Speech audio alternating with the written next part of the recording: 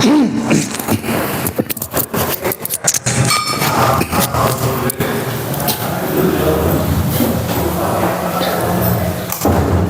nggak mesti juga, tapi it's okay. Waduh, udah plain. Yolis Band bersama Rafli Tarigan di sini. Tarigan. Tarigan. Oh, Raflitar tuh Tarigan. Raflitar tuh Tarigan. Oh, kirain Tari Tortor. Ya.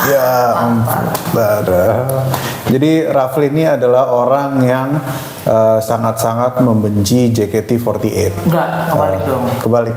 Gua wota banget gua orangnya. Wota banget. Sepuh. Oke. Fli, sebenarnya lu tuh jadi Raflitar ini adalah seorang wota dan juga adik kesayangannya Oza Rangkuti. Benar, adik angkatnya.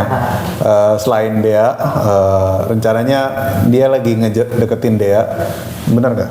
Enggak dong. Tapi kalau jatuhnya. apa? Kan adik angkat. Incest. Tapi kalau Deanya mau, lu mau nggak? Gimana deh?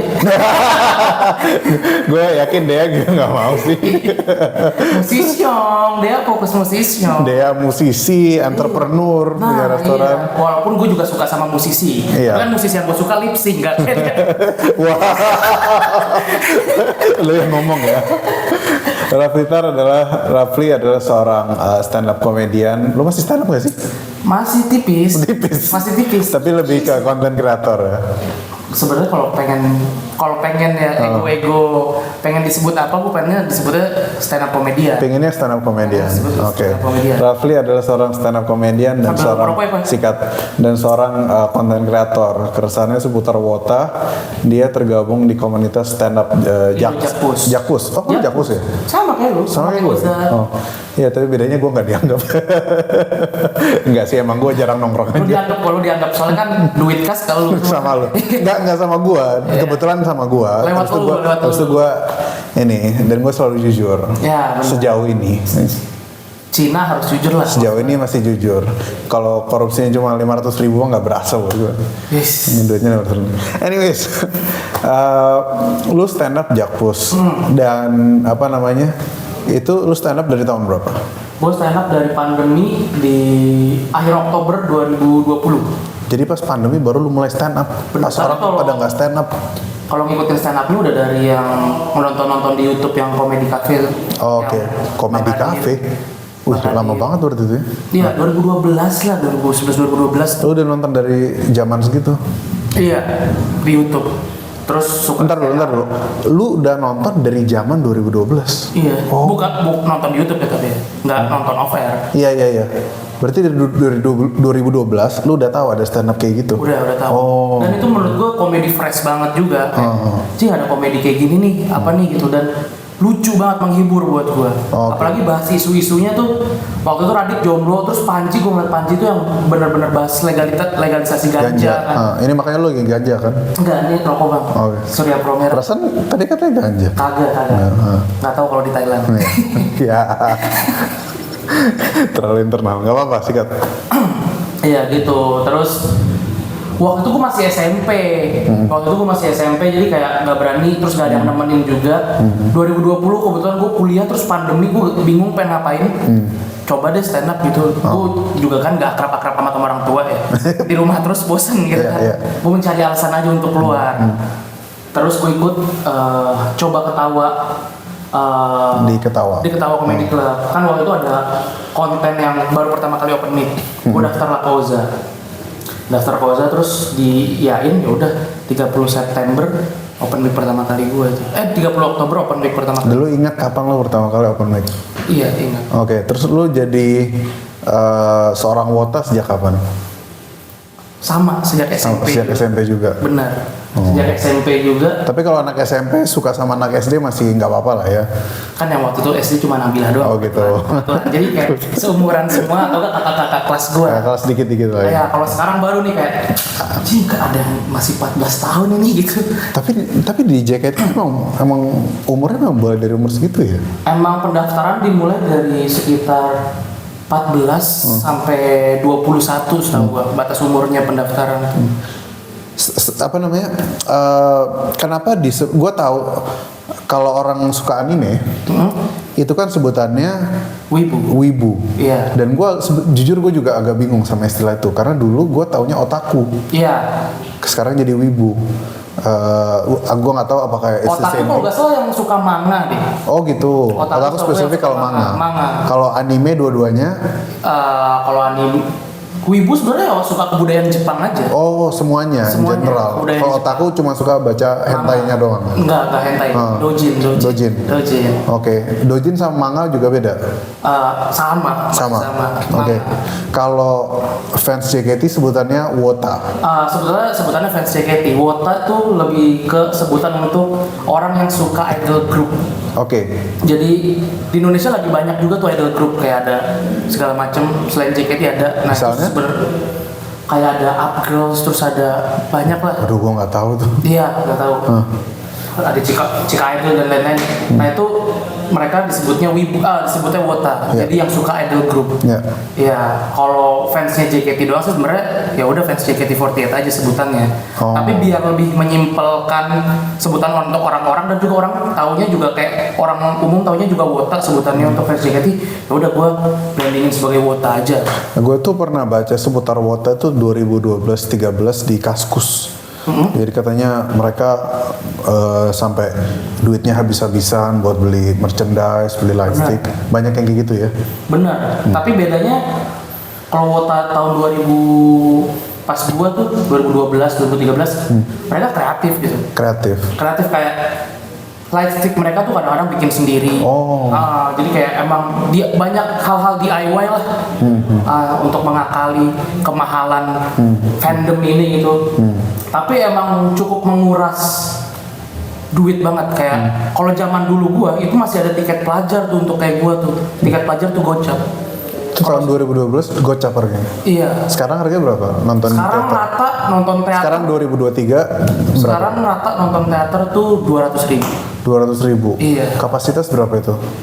Kapasitas tahu gue sekitar 200 sampai 300. Sekitar 200 sampai 300. Itu sekali acara yang nonton berapa orang biasanya? Segitu.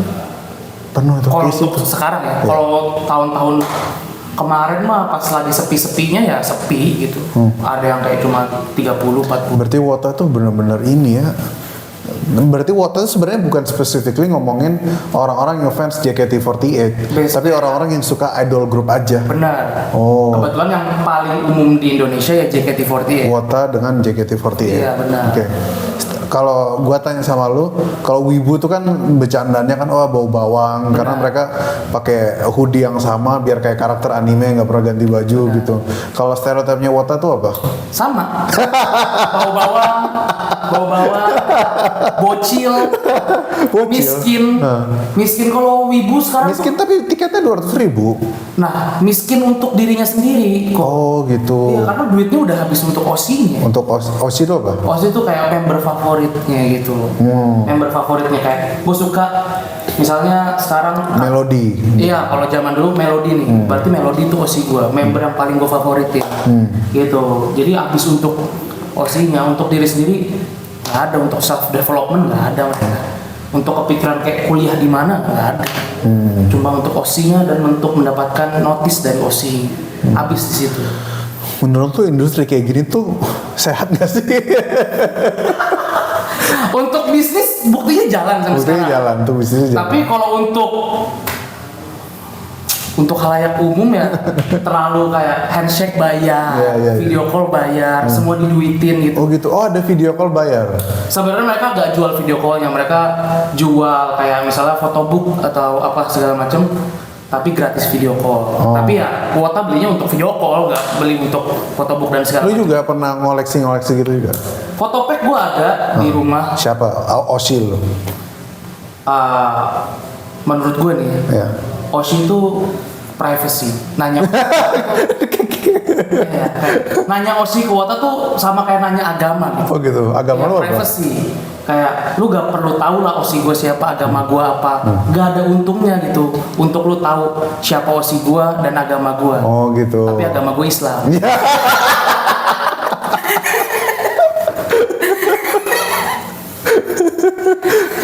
Jadi JKT itu udah sebagai, gue pikir ya, gue tuh mikirnya tuh kayak gini. Misalnya ada orang di 2014, dia ngefans sama, ini masih angkatannya Nabila Melody ya. Iya. Ngefans Nabila Melody, wah senang nonton Nabila Melody yang itu mereka sebut Oshi. Iya. Habis itu terus mereka graduate baru berapa tahun lalu, gue lupa tahun berapa. Terus orang udah nggak ngefans lagi sama JKT, ternyata masih diterusin nih. Iya. Tinggal ganti aja. Tinggal kalau sebutannya oleng aja. Oleng. Iya, tapi ada juga beberapa fans yang kayak dia graduate ya udah gue pensiun dari perJKT-an, tapi juga susah untuk ninggalin culture-nya juga sih kok. Karena kayak gue juga sempat vakum. Gue sempat vakum peridolan ini, gue vakum cukup lama. Dan hal yang bikin gue balik lagi ke sini ya karena kangen itu loh, kayak kangen komunitasnya, suasananya iya, gitu ya. Iya, benar-benar kangen culture-nya, kangen aja apa yang kegiatan-kegiatan yang ada di sana gitu. Iya, rindu gitu. Nah pas rindu itu terus lu jabanin tuh rindunya, lu kasih makan tuh, balik lagi lu ke situ. Itu yang racunnya di situ sebenarnya. Benar. Orang tuh jadi JKT itu it's more than just their performer ya. Bukan cuma kayak gue tuh bingung orang tuh cara keep up sama, misalnya gini deh. Lu misalnya pas zaman lu paling aktif tuh kapan? Ingat gak? 2012, 2013. 2013-an gitu 2013. masih paling aktif. Iya. Itu satu kali naik membernya pas lagi perform itu ada puluhan orang. Itu lu hafal semua? 16 orang sekali perform hafal. Dan 16 orang satu kali perform? Sekali perform hafal semua? Hafal semua.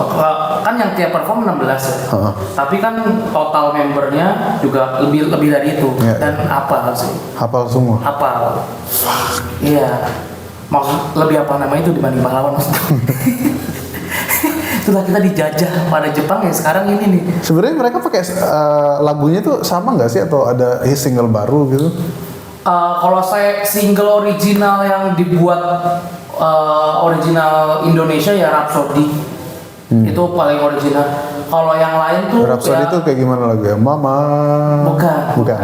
Rhapsody itu yang kayak andai anganku bersuara, dia akan bernyanyi. Nah itu buatan Lale Ilmanino. Mas siapa? Lale Ilmanino. Sampai pengarang lagunya lu tahu?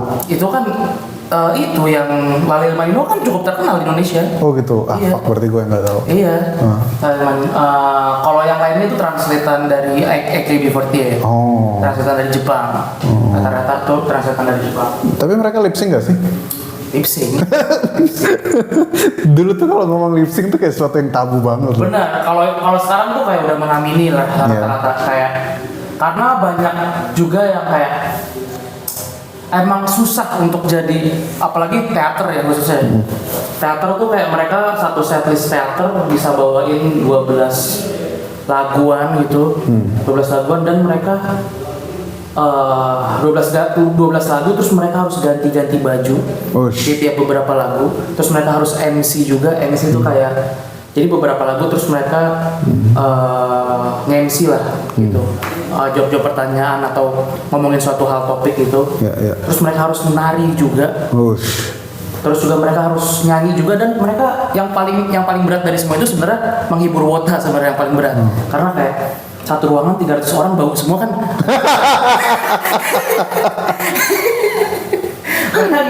Bayangin 11-12 aromanya sama bantar gerbang.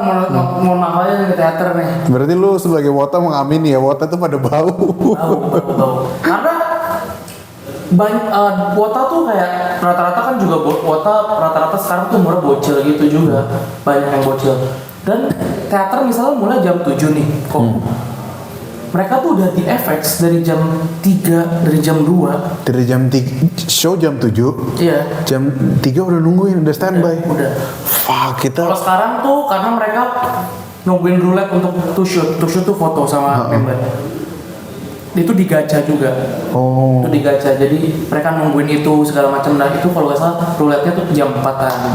Jadi mereka udah standby di sana dari jam 2 untuk ngambil nomor antrian segala macam gitu-gitu. Jadi ya pantes lah bau tuh kayak. Dan untuk Wota yang duitnya habis untuk OSI, nggak mungkin nongkrongnya di FX gitu kan, pasti di luar, di Starling panas-panasan segala macam. Jadi udah pasti keringetan. Aduh. Iya, jadi show jam 7 nungguin dari jam 3 itu kita di open mic aja udah dibilang kita start jam 7 mulainya jam 9. Nah bener. 10. Kita aja udah depresi banget kan kayak open mic jam 9 kita udah nungguin dari jam 7 tuh kayak aduh lama banget sih gitu kan. Atau apalagi cuma nungguin pas naik gitu kan sambil deg-degan segala macam. Nah kuota tuh dari jam 2 udah nungguin. Oke, menurut lu apa sih yang terbaik dan terburuk dari seorang wota itu? Apa yang mendefinisikan mereka? Apakah mereka sangat loyalitasnya atau gimana menurut lo? Loyalitas tinggi ya. Loyalitas Pasti tinggi, loyalitas oke. tinggi. Tapi itu bukan hal yang terbaik dari wota ya. Ya, apa tuh? Gak ada hal yang baik sebenarnya. Kalau loyalitas itu soalnya kewajiban. Wota tuh harus loyal kan? Loyal dan royal gitu, setia sama osinya. Gue tuh tadi ngobrol sama Abizar, katanya lu kalau di FX diajak foto ya sama wota. Keren lu jadi rockstar. Buat orang-orang bawa bawang. Cuma FX doang, masalahnya gue ke tempat lain aman gue. Gitu ya? Cuma di FX doang ada yang minta foto gue. Oh gitu. Hometown gue jatuhnya itu. Tapi kayak ada apa namanya personil JKT-nya yang notice lu nggak?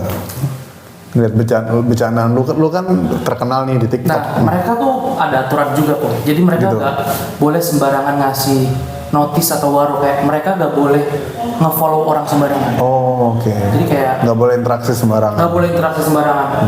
Even kayak balas komen kita, balas DM kita, balas mention kita di Twitter tuh nggak boleh. Iya. Nah, jadi karena brandingan gue wota, jadinya mungkin member juga atau dari pihak JKT-nya ngebatasin itu. Oh, oke. Iya, ngebatasin itu tuh kayak jangan direspon nih orang nih wota gitu. Takutnya nanti ada ketersinggungan, bukan ketersinggungan, kecemburuan antar fans gitu. Jadi kayak kok dia dinotis sih, cuma bikin konten doang aja dinotis segala macam. Fans-fans yang lain nanti takut cemburu, jadinya gue juga gak berharap member tahu gue juga sih. Gak berharap mereka notice gue. Ya lagi-lagi ketulusan seorang wota. Waduh. Harus tulus wota. Loyal, tulus, tolol tapi bau. Nah itu, lu gak merasa kebauan kan? Ketutup rokok tuh. Makanya tadi gue ngerokok karena emang Supaya nutup bau. nutup bau itu. Oke. Oh. Jadi ini nama kontennya Yolis Band. Yolis Band. Iya, jadi di akhir interviewnya, gue tuh nanya hal-hal yang identik dengan Wota. bukan dengan bintang Dengan topik tamunya, pembicaraan lah. dengan bintang tamunya. Jadi lu tuh seorang wota, jadi tentu saja gue akan nanya apa sih yang lu suka dari K-pop, bukan dong? 3 pengalaman lu selama lu menjadi seorang wota, 3 pengalaman personal yang unik. Apakah lu pas lagi nonton teater tiba-tiba pas lagi joget ada yang kepleset pisang lah performernya atau gimana, apapun, atau lu ketemu wibu yang baunya bukan main sampai langsung dibubarin performersnya, apapun terserah. Oke. Yang ketiga gue pernah masuk di Yang pertama dulu dong. yang pertama gue pernah masuk MV Fortune Cookies. Apa itu? Musik video Fortune Cookies tuh kayak yang gini-gini. Kami Oke. Kami yang hype di TikTok. Gue pernah Gue kan pura-pura ngerti tapi oke. Iya, gue pernah tahu kok dari sudut pandangan lu Iya, kayak iya, iya. kosong gitu. Gue dari awal video kayak mungkin sipit aja nih. Emang kosong. Terus sekali. Karena emang kosong. Ya, makanya kan gue belajar ya. Iya. Masuk MV. Masuk MV. Iya. Ya walaupun sepermilisecond itu. Sepermilisecond. Sepermilisecond itu. Mau di pause aja mesti di slow motion dulu itu. Itu yang gue lakukan. Untuk mencari diri gue di mana. Harus 0,25. Nah, itu. Oke. Harus mencari. Masuk MV. Masuk gitu. Iya, Kedua apa? kontribusi lah. Kedua pengalaman gua untuk jadi wota adalah bikin konten. Karena gua gak kebayang di perjalanan hidup gua sampai di tahap ini gitu. Gua harus ngeprint standee member untuk pura-pura ngedate bareng dia. Oh gitu. Iya gitu-gitu, terus gua harus ke tukang digital printing ngeprint standee itu, terus ngeprint banner yang muka membernya gede banget. Yang jadi masalah tuh ngeprintnya doang, gua mungkin nggak masalah ya. Tapi gua nggak kebayang perasaan abang-abangnya yang lagi ngedit gitu, karena kebetulan banget pas ngedit muka member itu sebelumnya ngedit Prabowo.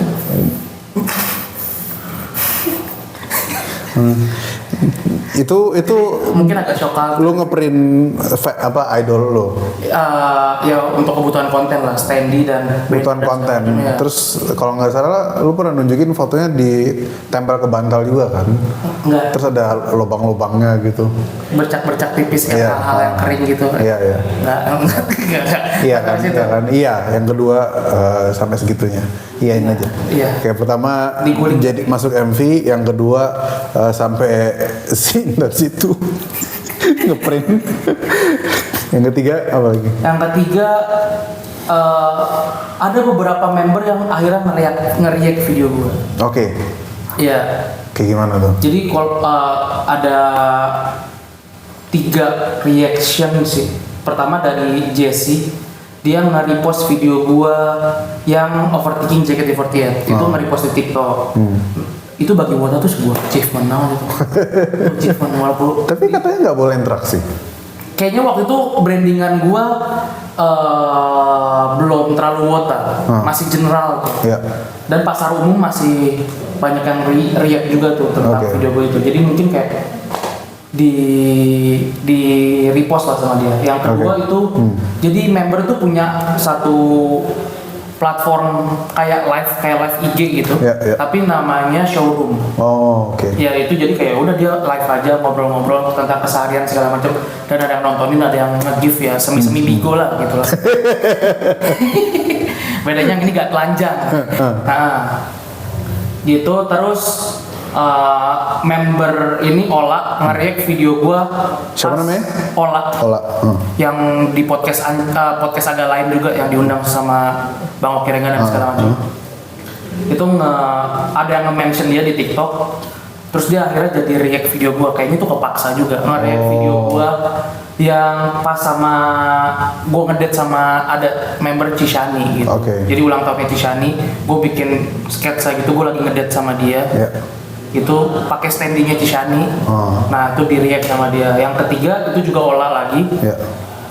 Itu juga kepaksa juga. Karena tiba-tiba adiknya nanya, "Kak, lu lu tahu gak sih konten yang ngomongin lu tuh yang pengen ngedate sama lu segala macam gitu-gitu?" "Oh, tahu gua, si tarigan itu kan." Nah, itu achievement Ibok. banget. Maksudnya Ibok mungkin. Ah iya lagi Ibu tarigan. Enggak, tapi itu gua. Gue yakin banget itu gua. Wota tuh harus pede. Wota tuh harus kayak, "Oh nih member ngeliatin nih." Padahal mungkin ngeliatin ke kosong aja gitu, tapi kayak, "Enggak, nih member ngeliatin gua nih." Gitu. Wota tuh kepedeannya tuh tinggi. Thank you buat nemenin gue ngobrol, Rafli. Udah gue dapat wawasan 101 tentang JKT48 yang gue nggak tahu kan bermanfaat atau enggak Benar. untuk kehidupan gue. Gua harap sih lu jadi Wota juga kok. Karena Chinese money di sana banyak. Gitu ya. Nah, semoga lah. Ya siapa tahu, we'll see, we don't know. Bisa jadi. Bisa jadi. Apa namanya? Gua nggak ngerti sama sekali apapun konten Wota yang lu kerjain di TikTok. Benar. Gue coba ngelihat, wah keren juga nih, formatnya begini, pembawaannya begini. Meskipun gue sama sekali nggak ngerti esensinya. Gua rasa lo akan menjadi salah satu top content creator yang keren banget. Enggak juga. Rafli bisa mengalahkan Oza Rangkuti suatu hari. Konsepnya bahkan konsep Oza semua. Konsep Oza semua. Kenapa bisa tiba-tiba ngalahin dia? Tetap akan ada di bawah bayang-bayangnya. Ada kesayangannya. Anyways, thank you Rafli. Wish you all the best. Wish you Yeah. all the best. Yeah.